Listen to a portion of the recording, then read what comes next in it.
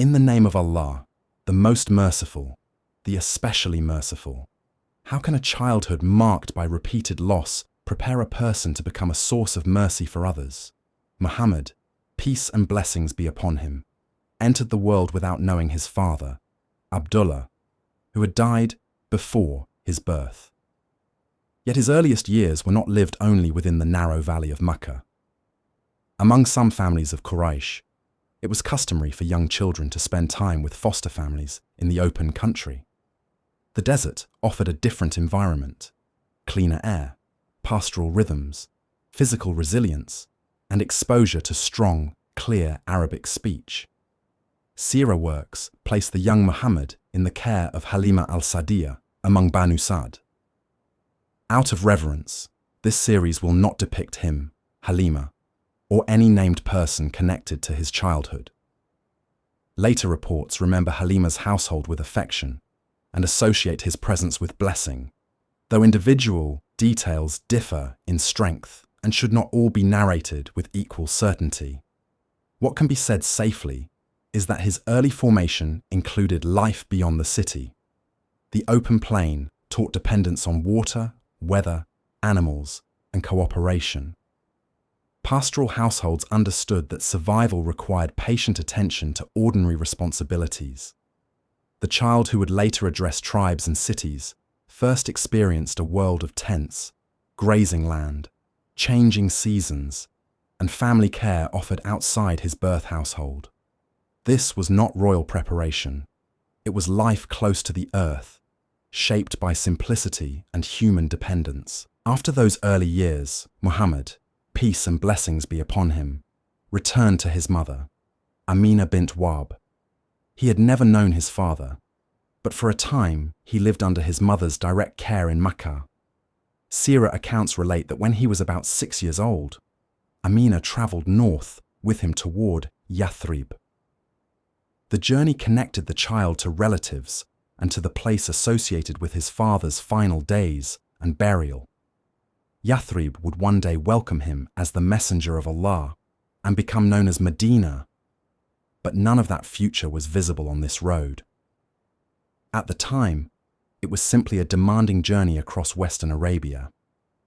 Travel required planning around water, heat, distance, and security. The landscape between Makkah and Yathrib included open stretches, rocky ground, settlements, and stopping places known to travelers. For a child, the journey may have widened the world beyond the city and desert foster camp already familiar to him. It also joined family memory to geography. His father's absence was not an abstract fact. It belonged to a history and a road his mother understood.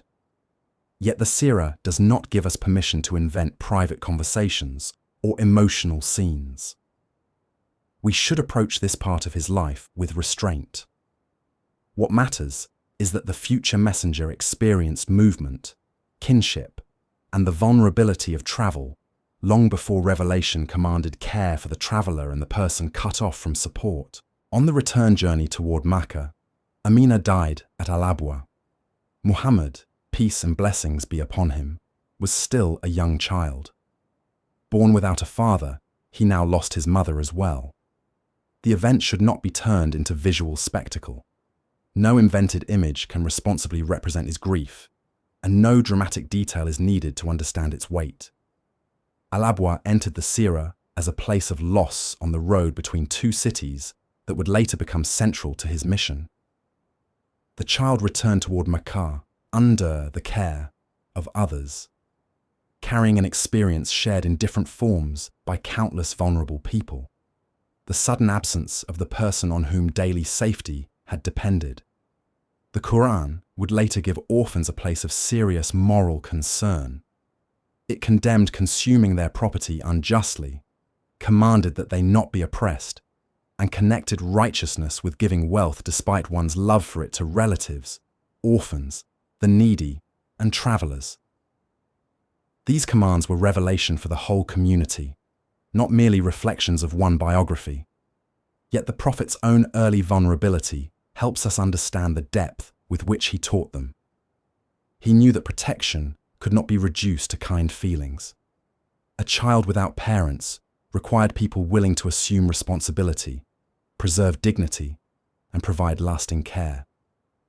Mercy had to become action. The road from Al-Abwa therefore belongs not only to a story of sorrow, but also to the moral education of every listener who encounters it. Back in Makkah, responsibility for Muhammad, peace and blessings be upon him, passed to his grandfather, Abd al-Muttalib, the respected leader of Banu Hashim. Seerah accounts remember the grandfather showing special affection toward him. Once again, this series will not create an image or personal proxy for either of them. The meaning can be carried through the environment of Makkah and the principle of guardianship.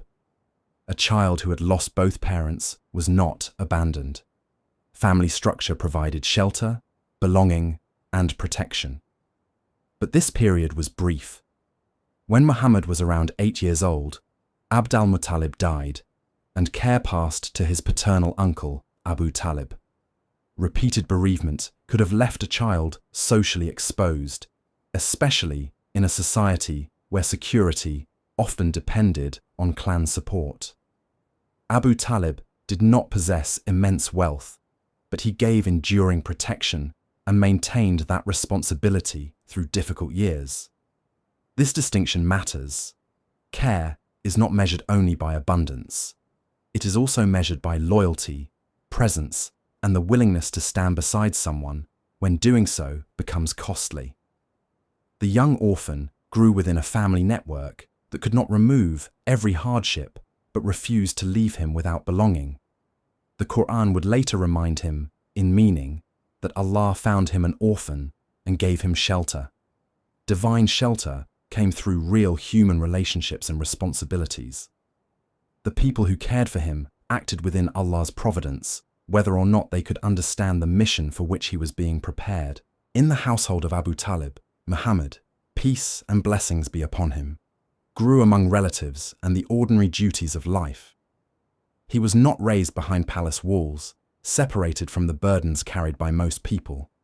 Later reports describe him tending sheep, an occupation associated with patience, watchfulness, and responsibility for vulnerable animals. The Prophet would later state that the prophets tended sheep. The work required attention without applause. A shepherd watched for animals that wandered, searched for grazing and water, endured heat and isolation, and protected a flock unable to explain its needs. We should not force every later virtue into a childhood symbol, but the discipline of such work is easy to recognize. It teaches that leadership is not merely command. It is care, observation, endurance, and responsibility for those likely to be overlooked. Life in a modest Makkah household also meant familiarity with limited resources and shared obligations. The young Muhammad knew his society from within. He saw the sanctuary, commerce, tribal relationships, generosity, inequality, and the risks faced by those without strong protection. He learned neither contempt for ordinary labor nor fascination with luxury. His formation came through family duty, travel, the desert, loss, shelter, and work. These experiences did not automatically produce prophethood. Revelation is Allah's choice and gift. But they formed a life deeply acquainted with the realities of the people to whom the message would first be addressed. Loss did not teach Muhammad, peace and blessings be upon him, to exploit the weak. Vulnerability did not become an excuse for cruelty. The Qur'an would later remind him of Allah's care and immediately connect that reminder to responsibility. Therefore, do not oppress the orphan, and do not repel the one who asks. Gratitude for protection must become protection offered to others. This is one of the central lessons of his early life. Mercy is not softness without principle. It recognizes dignity, defends rights, and refuses to treat dependence as permission for humiliation. The orphan, traveler, poor person, widow, enslaved person, and anyone separated from ordinary support would find repeated concern in the message of Islam. The Prophet's childhood also warns us against measuring preparation by visible privilege. He possessed no royal education, inherited fortune, or powerful state behind him. His path included care from different households, demanding journeys, repeated loss, and ordinary work. Yet Allah's protection remained present through each change. By the time he approached adulthood, Makkah would come to know him for qualities that did not depend on wealth or office: honesty, reliability, restraint, and trustworthiness.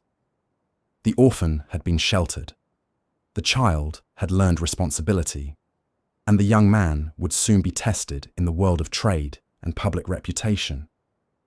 In the next episode, we follow the years in which Makkah came to call him Al-Amin, the Trustworthy.